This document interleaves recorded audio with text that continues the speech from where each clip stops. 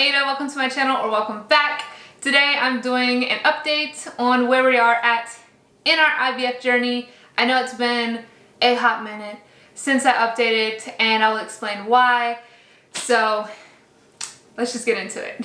For those of you who haven't really seen our IVF journey, I'll link it in the cards above so you guys can kind of see that and see kind of everything we had to do to get to this point, because we've actually been trying to get pregnant since 2019 and we had some bumps along the way, but we did not let that stop us. So we ended up going to Dallas IVF and we did find out that we were pregnant on March 5th from our first IVF cycle through a blood test that we did, and we're super excited because we know that there was only about like a 33% chance of actually getting pregnant from our first IVF cycle.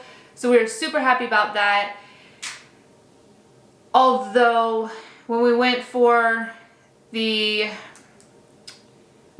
first ultrasound at Dallas IVF, we were a little discouraged because they did find what did they call it?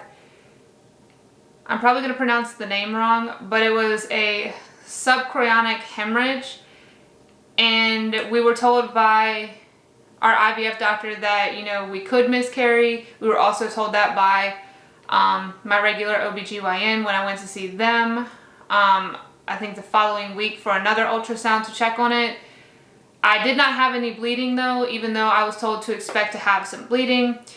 I didn't have any, but somehow the hemorrhaging, it managed to just clear on its own anyways.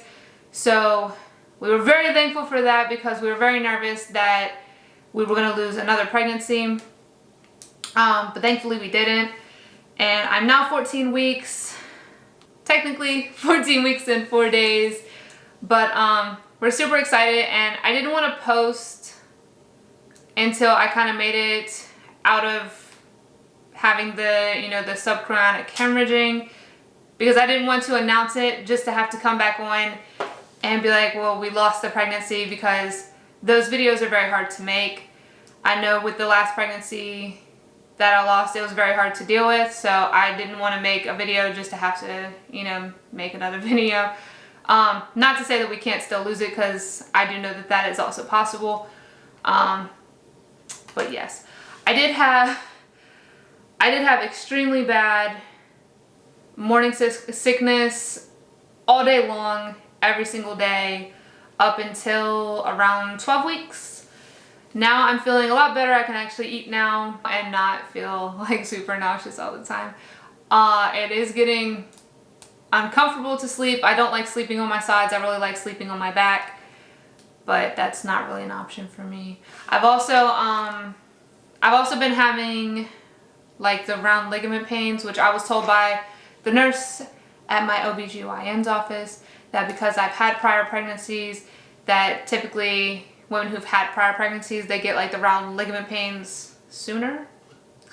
So I am experiencing that. It's quite uncomfortable, especially when I try to like move, forgetting that I can't move in certain directions very quickly without it causing pain. We did stop the progesterone injections at 10 weeks, and I was very happy to stop them because I started having allergic reactions to the oil that was in them, and it was very painful towards the end doing the injections. I actually dreaded every time that we had to like do the injections, because I knew it was going to hurt doing them, and I knew I was going to be in pain for like at least an hour or two afterwards, and then it was going to be extremely itchy.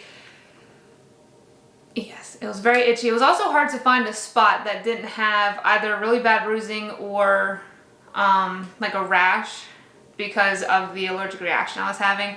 I did have the option to switch to another form of the progesterone, but because we had already paid for the oil for the injection, like, you know, the progesterone and oil medication, I didn't feel like going and purchasing more, because I wasn't sure if the pharmacy would let me return what I hadn't used. So I was just like, I'm just gonna keep it and deal with it, because we only had, I think, 2 weeks left, like about 2 or 3 weeks left when I started having allergic reactions to it. So I didn't really feel it was worth wasting the money that we had already spent. I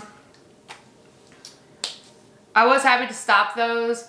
However, I do still have like large areas around where the injections were done at, where it's like extremely numb.